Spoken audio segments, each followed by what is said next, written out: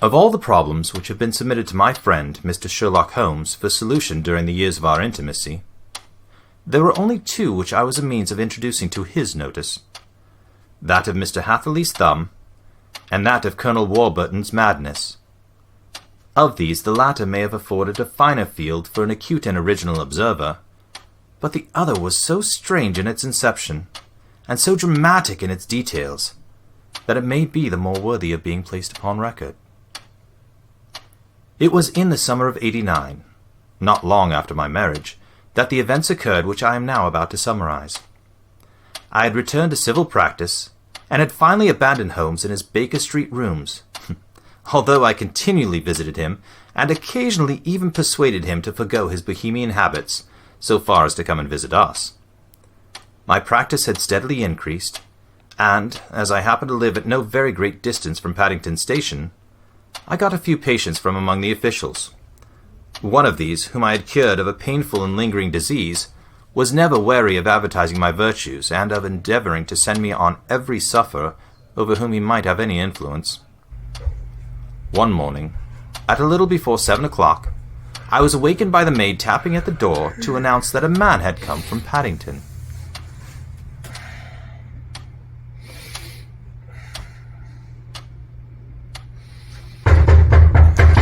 Come in!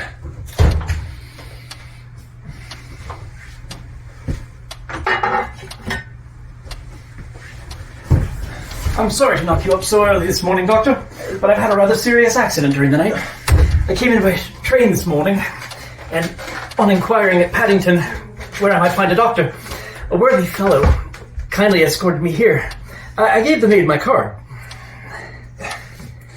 Mr. Victor Hatherly, hydraulic engineer, 16A Victoria Street, 3rd floor, London. I'm sorry to have kept you waiting. It's evident you're from a night journey, and that can be quite monotonous. Oh, my night cannot be called monotonous. Stop it. Here, drink this.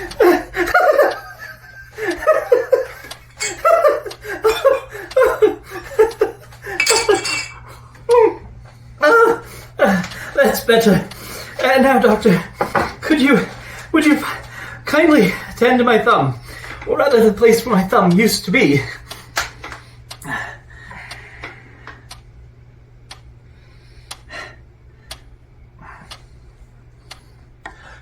Good heavens! This is a terrible injury. It must have bled considerably. Yes, it did. I fainted when it was done, and I think I must have been senseless for quite some time. When I came to, I found it was still bleeding, so I tied one end of my handkerchief very tightly and bound it up with a stick. Excellent. You should have been a surgeon. Well, it's a question of hydraulics, so it fell within my field.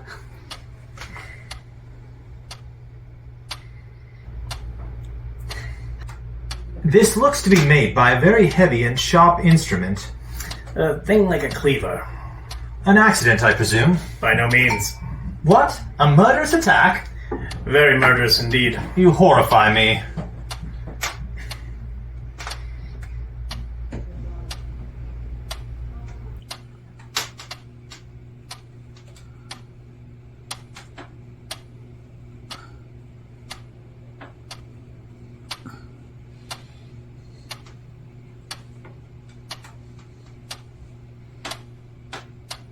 How's that? Capital. Between your bandage and your brandy, I feel like a new man. I was quite weak, but I've been through a great deal tonight. Perhaps it's best if you don't speak of the matter. It is evidently trying to your nerves. Oh no, I will tell the police my tale, but between ourselves, if not for the convincing evidence of this wound of mine, I doubt they would believe my statement, and it is an extraordinary one. But I have little in the way of proof to offer them, and the clues that I could give them are so vague there's a question of whether or not justice could be done. If it's something in the way of a problem you wish to see solved, I should strongly recommend you to see my friend, Mr. Sherlock Holmes, before you go to the official police. Oh, I have heard of that fellow, and I'd be very glad if you would take up the case. I would have to use the official police as well, but could you give me an introduction to him? I'll do better. I'll take you round him myself. We shall just be in time for a little breakfast, if you feel equal to it. Yes. I will not feel easy until I have told my story. And then I shall call a servant and have him call a cab, and I shall be with you in an instant.